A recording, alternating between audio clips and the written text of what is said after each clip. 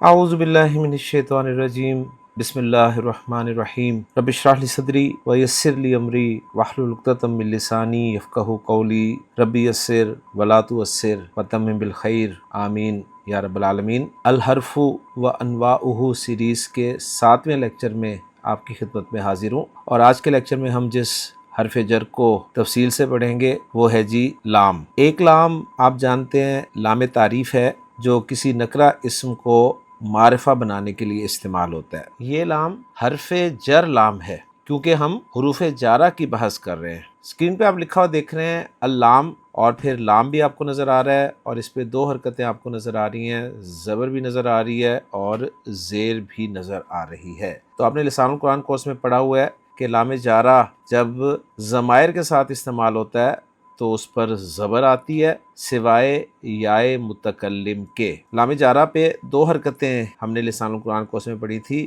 زیر جو اس کی اصل حرکت ہے، لیکن لام جارہ جب ضمائر کے ساتھ استعمال ہوتا ہے تو لام جارہ پہ زبر آتی ہے۔ میں آپ کی یاد دہانی کے لیے اس چارٹ کو دہرا دوں لام جارہ کا، جو ہم نے ضمائر کے ساتھ پڑھا تھا۔ وہ چارٹ تھا لہو، لہما، لہم، لہا، لہما، لہن، لکا، لکما، لکم، لکی، لکما، لکنا، لی یا لیا اور لنا۔ تو آپ نے دیکھا کہ لام جارہ پہ زبر حرکت آئی ہے سوائے یائے متکلم کے، کیونکہ یائے متکلم جو ہے یہ چاہتی ہے مجھ سے پہلے زیر ہو۔ تو اب چلتے ہیں اصل ٹاپک کی طرف کہ یہ جو لام جارہ ہے یہ کن کن معنی میں استعمال ہوتا ہے۔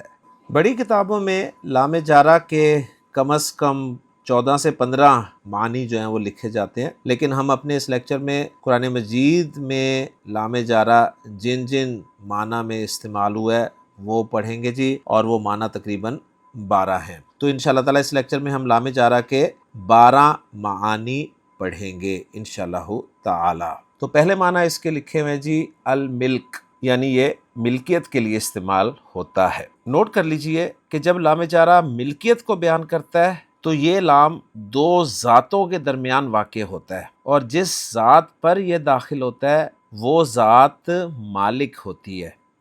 اچھی طرح سے اس بات کو سمجھ لیجئے، پھر دوبارہ بولتا ہوں کہ لام جارہ جب ملکیت کے لیے استعمال ہوتا ہے نا تو یہ 2 ذاتوں کے درمیان واقع ہوتا ہے، یعنی یہ بیچ میں ہوتا ہے، ایک طرف ایک ذات ہوتی ہے، دوسری طرف دوسری ذات ہوتی ہے، اور جس ذات پر یہ داخل ہوتا ہے وہ ذات مالک ہوتی ہے۔ جیسے قرآن مجید میں اللہ تعالیٰ نے ارشاد فرمایا للہ ما فی السماوات والارض۔ آپ کہیں گے کہ یہ لام تو درمیان میں ہے ہی نہیں، تو اس کا جواب یہ ہے کہ اصل عبارت یہ ہے ما فی السماوات والارض للہ۔ تو اب لام جو ہے 2 ذاتوں کے درمیان میں آ گیا، ایک ہے ما فی السماوات والارض اور دوسری ہے اللہ، اور میں نے بتایا کہ جس ذات پر یہ داخل ہوتا ہے وہ ذات مالک ہوتی ہے۔ تو اللہ اسم پر یہ داخل ہو رہا ہے، لہٰذا اللہ جو ہے یہ مالک ہے، یعنی جو کچھ آسمان و زمین میں ہے اس کا مالک اللہ ہے۔ اور پھر حصر کے لیے للہ کو مقدم کر دیا گیا اور جملہ کچھ یوں بنا للہ ما فی السماوات والارض، اللہ ہی کا ہے جو کچھ آسمانوں اور زمین میں ہے۔ اور اگر آپ ملکیت کا ترجمہ بھی بیچ میں لانا چاہتے ہیں تو یوں لا سکتے ہیں کہ جو کچھ آسمانوں اور زمین میں ہے اس کا مالک اللہ ہے۔ تو لام جارہ کا پہلا استعمال جو ہے وہ یہ ہے کہ یہ ملک کے لیے استعمال ہوتا ہے۔ اب دوسرے معنی جو ہیں لام جارہ کے وہ ہیں شبہ الملک، یعنی ملکیت کی مشابہت کے لیے بھی یہ استعمال ہوتا ہے۔ اس لام کو لام النسبہ بھی کہتے ہیں۔ یہ لام بھی 2 ذاتوں کے درمیان آتا ہے، لیکن اس کا مدخول یعنی جس پر یہ داخل ہوتا ہے وہ مالک نہیں ہوتا۔ لام جارہ جب ملک کے لیے استعمال ہوتا ہے تو جس ذات پہ یہ داخل ہوتا ہے وہ ذات مالک ہوتی ہے، اس ذات کی جو لام ملک سے پہلے ہوتا ہے، اور شبہ الملک کی صورت میں جس ذات پہ یہ داخل ہوتا ہے وہ ذات مالک نہیں ہوتی۔ اس کو شبہ الملک اس لیے کہتے ہیں کہ یہ لام ملک سے مشابہت رکھتا ہے۔ مثال دیتا ہوں تو بات آپ کو 100% سمجھ میں آ جائے گی۔ میں کہتا ہوں اللجام للفرسی، لجام کہتے ہیں لگام کو، تو اللجام للفرسی آپ دیکھ رہے ہیں کہ یہ جو لام ہے، لام جارہ، یہ الفرس پہ داخل ہوا ہے، اور یہاں بھی یہ دو ذاتوں کے درمیان ہے، ایک ہے اللجام اور ایک ہے الفرس، اور یہ الفرس پہ داخل ہے، تو جس پہ یہ داخل ہے وہ مالک نہیں ہے کس کا؟ اللجام کا۔ یعنی اس کا ترجمہ یہ ہے کہ لگام گھوڑے کے لیے ہے، یہ نہیں کہیں گے کہ لگام گھوڑے کی ہے، یعنی گھوڑا لگام کا مالک نہیں ہوتا، اس لیے اس کا ترجمہ ہم کے لیے جیسے الفاظ سے کر رہے ہیں۔ اب یہاں پر ایک بات اور نوٹ کر لیجئے گا کہ بعض مرتبہ لام ملک اور لام شبہ ملک میں فرق کانٹیکسٹ کے اعتبار سے کیا جاتا ہے۔ مثلا میں کہتا ہوں القلم لی زیدن، تو دیکھیں جی لام جارہ جو ہے دو ذاتوں کے درمیان واقع ہو رہا ہے، ایک طرف القلم ہے ایک طرف زید ہے، اور زید پر لام داخل ہے، تو ترجمہ یہ بھی ہو سکتا ہے کہ قلم کا مالک زید ہے، یعنی قلم زید کا ہے، اور یہ بھی ہو سکتا ہے کہ زید قلم کا مالک نہ ہو، تو پھر اس صورت میں ہم ترجمہ کریں گے کہ قلم زید کے لیے ہے۔ تو الحمدللہ جی دو معنی ہم نے بیان کر دیے لام جارہ کے، ایک ہے ملک اور دوسرا ہے شبہ ملک۔ تیسرے معنی جو لام کے ہیں وہ آپ دیکھ رہے ہیں اسکرین پہ لکھا ہوا ہے الاختصاص، خاص کرنے کے لیے۔ اس لام کو لام استحقاق بھی کہا جاتا ہے۔ یہ لام ایک معنی اور ایک ذات کے درمیان آتا ہے، یعنی لام ملک جو تھا اور لام شبہ ملک جو تھا وہ دو ذاتوں کے درمیان میں آتا تھا، لیکن یہ لام جو اختصاص کے لیے ہوتا ہے یہ معنی اور ذات کے درمیان میں آتا ہے۔ اب معنی سے کیا مراد ہے؟ معنی سے مراد ہے مفہوم، یعنی جس کا خارج میں کوئی حسی وجود نہیں ہوتا، کسی شے کے ساتھ ہی اس کا وجود ہم بتا سکتے ہیں۔ مثال دیتا ہوں تو بات الحمدللہ 100% سمجھ میں آ جائے گی۔ میں کہتا ہوں جی الحمد للہ، تو دیکھیں جی یہاں پر لام جو ہے یہ درمیان میں آیا ہوا ہے، ایک طرف ذات ہے اور ایک طرف معنی ہے۔ ذات اللہ اسم جلالہ ہے اور معنی جو ہے الحمد ہے۔ ترجمہ ہم کیا کرتے ہیں؟ ہر طرح کی حمد اللہ کے لیے ہے۔ اب حمد ایک معنی ہے ایک مفہوم ہے، جبکہ اللہ ایک ذات ہے۔ دیکھیں حمد کرنے والا ہو وہ سمجھ میں آتا ہے، جس کی حمد کی جائے وہ بھی سمجھ میں آتا ہے۔ کوئی کہتا ہے جی تعریف یا حمد، تو ہم اسے کہیں گے کہ بھائی تعریف یا حمد دکھاؤ، تو وہ کیسے دکھائے گا تعریف یا حمد کو؟ تو یہ لام جو ہے یہ معنی اور ذات کے درمیان میں آتا ہے۔ جیسے میں نے کہا کہ اس لام کا نام لام استحقاق بھی ہے، تو یہ نام کس اعتبار سے ہے؟ یہ اس اعتبار سے ہے کہ یہ لام بتاتا ہے کہ جس پر یہ داخل ہوا ہے وہ معنی کا مستحق ہے، یعنی جس ذات پہ داخل ہوا ہے وہ ذات اس معنی کی مستحق ہے۔ اس ایگزامپل میں اللہ کی ذات پر داخل ہے تو یہ بتا رہا ہے کہ اللہ کی ذات ہر طرح کی حمد کی مستحق ہے، ہر طرح کی حمد اللہ کے ساتھ خاص ہے۔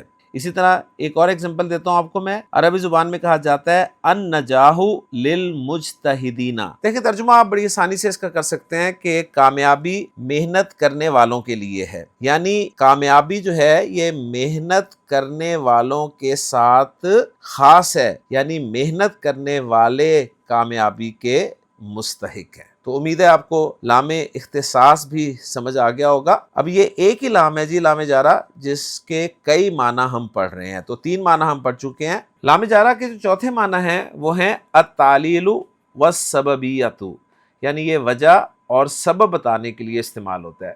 جیسے میں کہتا ہوں خرجت لاشرب الماء، میں باہر نکلا پانی پینے کے لیے، یعنی اس لام نے باہر نکلنے کی وجہ بیان کی، وہ تھی جی پانی پینا۔ تو یہ لام جو ہے وجہ بتانے کے لیے استعمال ہوتا ہے، اور یہ وہی لام ہے جو ہم نے لسان القرآن کورس میں لام کئی کے طور پہ پڑھا تھا، اور اس لام کا ترجمہ جو ہے وہ تاکہ جیسے الفاظ سے کیا جا سکتا ہے۔ قرآن مجید سے اس کی ایگزامپل میں آپ کے سامنے رکھتا ہوں۔ اللہ تعالیٰ نے سورۃ النساء میں ارشاد فرمایا انا انزلنا الیک الکتاب بالحق لتحکم بین الناس بما اراک اللہ، بے شک ہم نے آپ کی طرف اس کتاب کو حق کے ساتھ نازل کیا، لِتَحْكُمَ بَيْنَ النَّاسِ، تاکہ آپ لوگوں کے درمیان فیصلہ کرے۔ اب یہ لام جو ہے جو تحکمہ پہ داخل ہوا ہے، یہ ما قبل کے حکم کی علت کو بیان کر رہا ہے کہ اللہ نے نبی اکرم صلی اللہ علیہ وسلم پر کتاب کیوں نازل کی،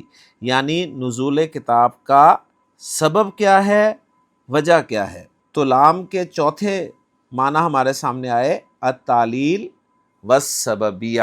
لام کے پانچویں معنی جو آپ اسکرین پہ دیکھ رہے ہیں وہ ہیں جی السیرورہ۔ اس لام کو لام العاقبہ اور لام المعال بھی کہتے ہیں۔ عاقبہ کے معنی انجام اور معال کے معنی بھی نتیجہ اور انجام ہی ہوتا ہے، اور یہی معنی جو ہیں وہ سیرورت کے بھی ہیں۔ یعنی السیرورہ کا مطلب کیا ہے، العاقبہ، اور العاقبہ کے معنی کیا ہیں، انجام، نتیجہ۔ یعنی یہ لام جو ہے نتیجہ اور انجام بتانے کے لیے استعمال ہوتا ہے۔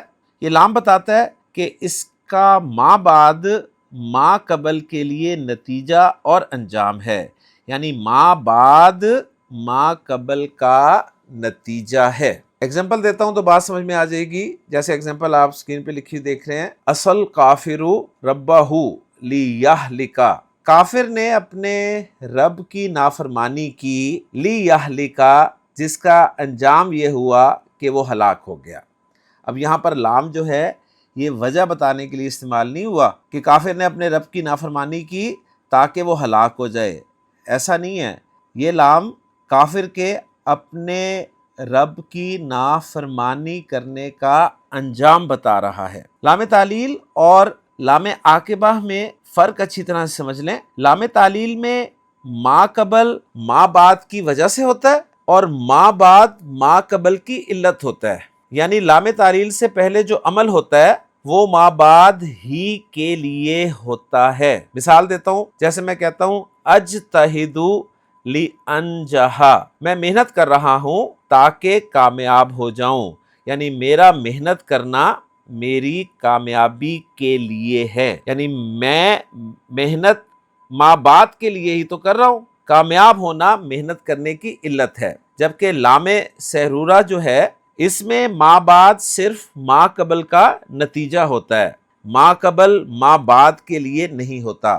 قرآن مجید سے ایگزامپل دیتا ہوں تو بات مزید واضح ہو جائے گی۔ اللہ تعالیٰ نے سورۃ القصص میں ارشاد فرمایا، فَالْتَقَطَهُ آلُ فِرْعَوْنَ لِيَكُونَ لَهُمْ عَدُوًّا وَحَزَنًا، آل فرعون نے حضرت موسیٰ کو اٹھا لیا۔ آگے لام آ رہا ہے تو یہ لام تعلیل نہیں ہے، وجہ بتانے کے لیے نہیں آ رہا کہ اس لیے اٹھا لیا کہ وہ حضرت موسیٰ علیہ السلام ان کے لیے دشمن اور باعث رنج بن جائیں، بلکہ یہ لام جو ہے لام عاقبہ ہے، یعنی جس کا انجام یہ ہوا کہ وہ ان کے دشمن اور رنج و غم کا باعث ہو گئے۔ تو بڑا ٹیکنیکل سا فرق ہے جی لام تعلیل اور لام عاقبہ میں۔ تو قرآن مجید میں چونکہ استعمال ہوتا ہے تو اس لیے یہ معنی اس کے جاننا ضروری ہیں۔ لام جارہ کے چھٹے معنی جو ہیں وہ ہیں جی الجہود۔ الجہود کسے کہتے ہیں، یعنی تاکید نفی کے لیے آتا ہے۔ یہ وہ لام ہوتا ہے جو فعل مضارع منصوب پر نفی کی تاکید کے لیے آتا ہے، اور اس سے پہلے کانا منفی ما کے ساتھ یا یکون منفی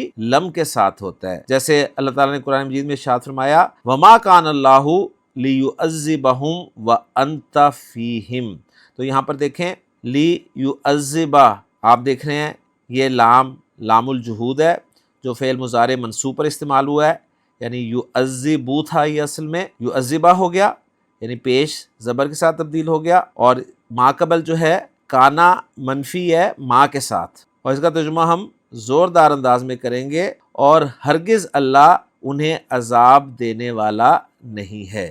اسی طرح اللہ تعالیٰ نے قرآن مجید میں ارشاد فرمایا، لم یکن اللہ لیغفر لہم، تو یہاں پر دیکھیں یہ جو لیغفر ہے یہ لام یغفر پر داخل ہوا ہے، اور یغفر فعل مضارع منصوب ہے، یغفر سے یغفر ہو گیا، اور ماقبل جو ہے وہ یکونو منفی لم کے ساتھ ہے. یکونو جب مجزوم ہوگا تو یکن ہو جائے گا. یہ کیسے ہوگا یہ انشاءاللہ تعالی ہم آگے لیکچرز میں پڑھیں گے. تو بہرحال ایگزامپل آپ کے سامنے آ گئی ہے. اسی طرح ایک موٹی ایگزامپل اکثر میں آپ کے سامنے لیکچر کے شروع میں بالکل پہلے لیکچر میں ذکر کرتا ہوں کہ الحمدللہ الذی ہدانا لہذا وما کننا لنہتدی لولا ان ہدانا اللہ. تو نہتدی پہ جو لام داخل ہے یہ لام الجہود ہے. نہتدیا ہو گیا اور ما قبل جو ہے وہ منفی کانا ما کے ساتھ ہے. اور اس کا ترجمہ ہم کرتے ہیں، میں آپ کے سامنے انہی الفاظ میں کرتا ہوں، اور ہم ہرگز ہدایت پانے والے نہ تھے اگر اللہ ہی ہمیں ہدایت نہ دیتا. تو لام کے 6 معنی الحمدللہ ہمارے سامنے آ گئے ہیں. اور اس کی ایگزامپل جو میں نے نوٹس میں آپ کے سامنے رکھی ہوئی ہے وہ یہ ہے کہ ما کان المؤمن لیقنط من رحمت اللہ. یقنوتا اس پر جو لام داخل ہے یہ لام الجہود ہے اور ما قبل کانا منفی ہے ما کے ساتھ، یعنی مومن ہرگز اللہ کی رحمت سے مایوس ہونے والا نہیں ہے. لام کے اگلے معنی جو ہیں 7ویں معنی وہ ہیں التوکید، یعنی یہ لام کلام میں زور پیدا کرنے کے لیے استعمال ہوتا ہے. ایک لام تاکید ہوتا ہے جی زبر والا، یہ وہ لام نہیں ہے. ہم پڑھ رہے ہیں لام جارہ، یعنی لام جارہ بھی تاکید کے لیے استعمال ہوتا ہے اور یہ لام جارہ جو ہے یہ اعراب میں زائد ہوتا ہے. اگر اس کو ہٹا دیا جائے تو اعراب اور ترکیب میں فرق نہیں پڑتا، یعنی ہٹانے سے معنی میں فرق نہیں آتا. اچھا، اس کے زائد ہونے کا مطلب کیا ہے؟ اس کے زائد ہونے کا مطلب یہ نہیں ہے کہ یہ فائدے سے خالی ہوتا ہے، کیونکہ قرآن میں کوئی بھی ایسا لفظ نہیں ہے جو اس لحاظ سے زائد ہو. صورتاً زائد ہوتا ہے لیکن اس کا کوئی نہ کوئی معنی ضرور ہوتا ہے، اور اس لام کا جو فائدہ ہے کلام میں تاکید پیدا کرنا ہوتا ہے. مثال دیتا ہوں تو بات آپ کو بالکل سمجھ میں آ جائے گی. اللہ تعالیٰ نے سورۃ النمل میں ارشاد فرمایا عسیٰ ان یکون ردف لکم. اب یہاں پر جو ردفہ فعل ہے اس کے بعد جو لام استعمال ہوا ہے کم ضمیر کے ساتھ، یہ لام جو ہے یہ تاکید کے لیے استعمال ہوا ہے، یعنی یہ زائد ہے، کیونکہ ردفہ فعل جو ہے مفعول کے ساتھ بغیر لام کے استعمال ہوتا ہے. یعنی اصل میں یہ تھا عسیٰ ان یکون ردفکم، لیکن یہ لام جو ہے یہ داخل کیا گیا تاکید کے لیے. اسی طرح اللہ تعالیٰ نے سورۃ النساء میں ارشاد فرمایا یرید اللہ لیبین لکم. اللہ چاہتا ہے تمہارے لیے واضح کر دے. یہ جو لام ہے یبین پہ یہ لام زائد ہے، یہ تاکید کے لیے استعمال ہوا ہے. لام کے 8ویں معنی ہیں جی التقویہ. یہ قوت دینے کے لیے بھی استعمال ہوتا ہے.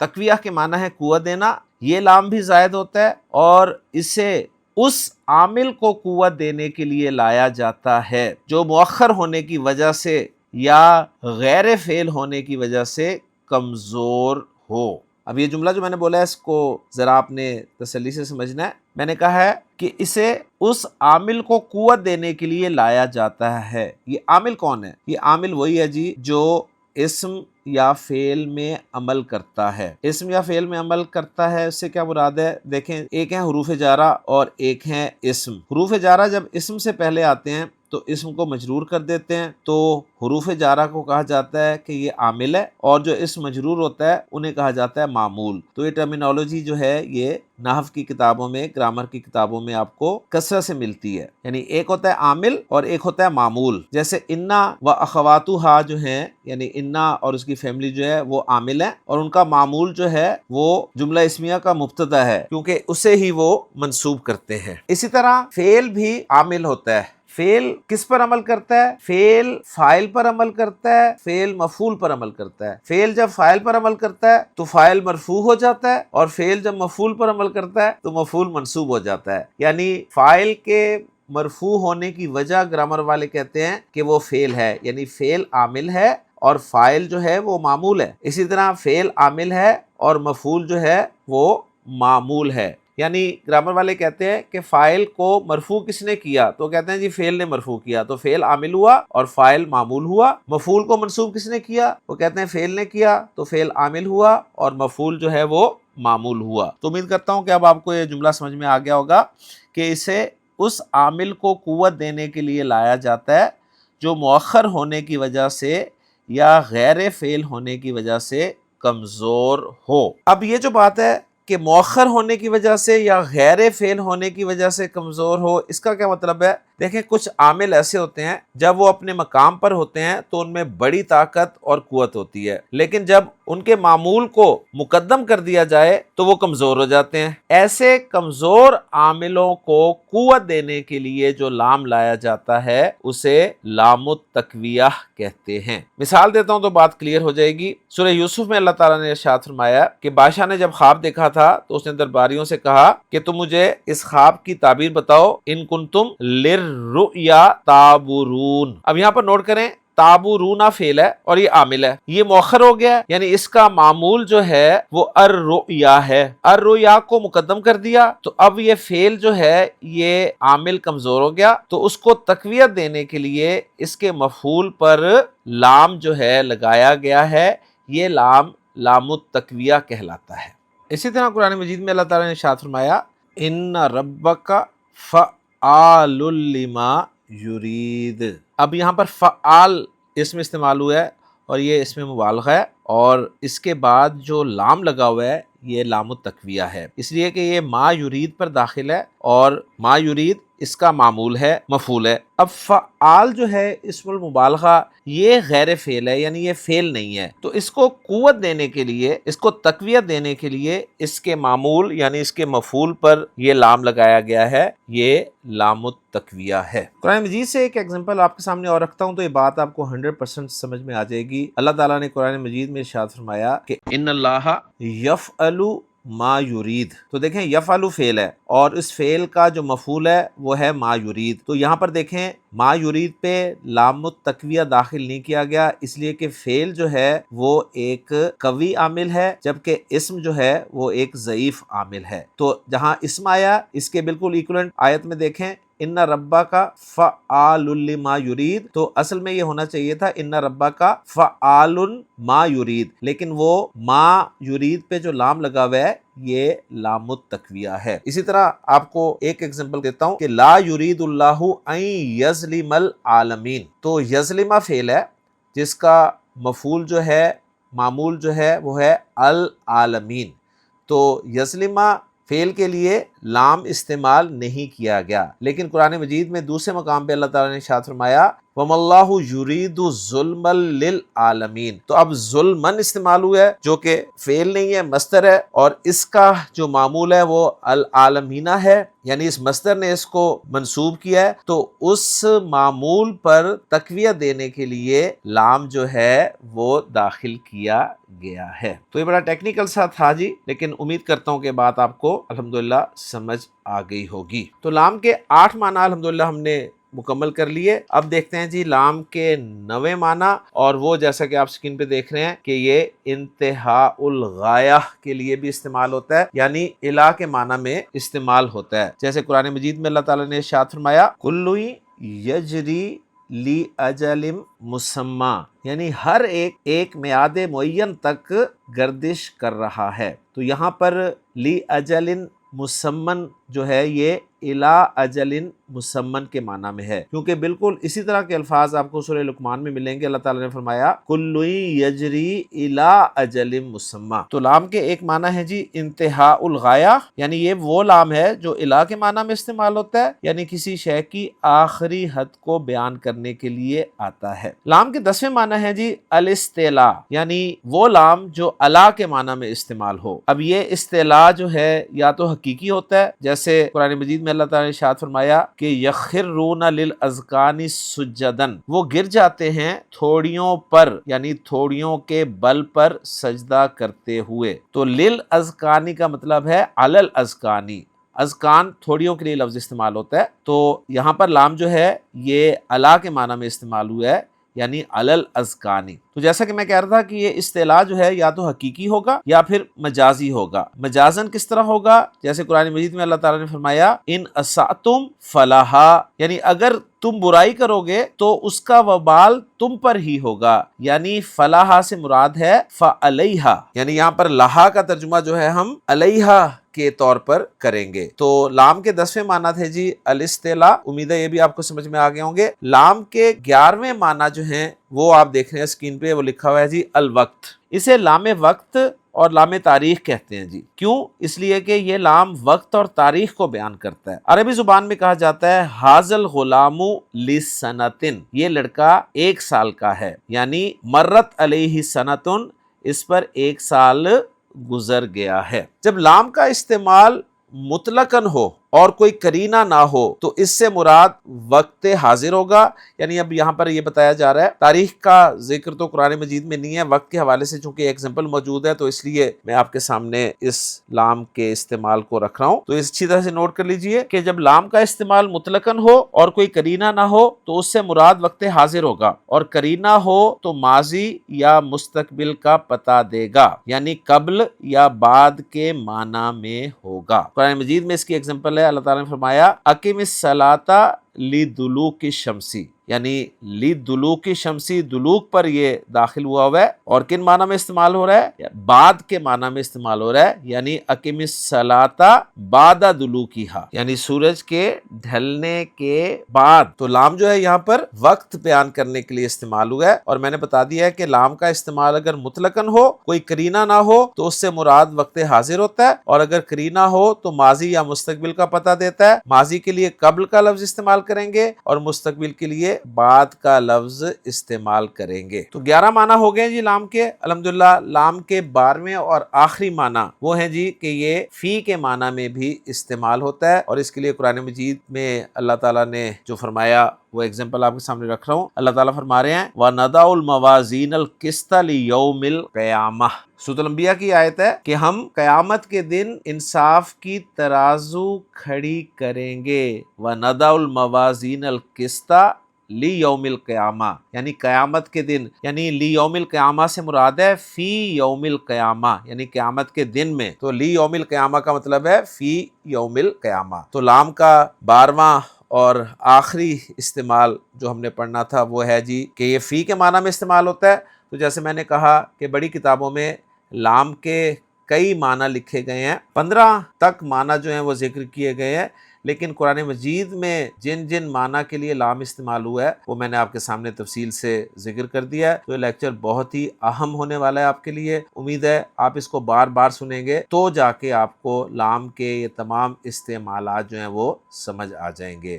تو الحمدللہ جی آج کے لیکچر میں ہم نے ایک اور حرف جر جو کئی معنی میں استعمال ہوتا ہے اس کو مکمل کر لیا. انشاءاللہ تعالی اگلے لیکچر میں اگلے حرف جر کے ساتھ آپ سے ملاقات ہوگی. اجازت دیجیے. سبحانک اللہم و بحمدک، اشہد ان لا الہ الا انت، استغفرک و اتوب الیک.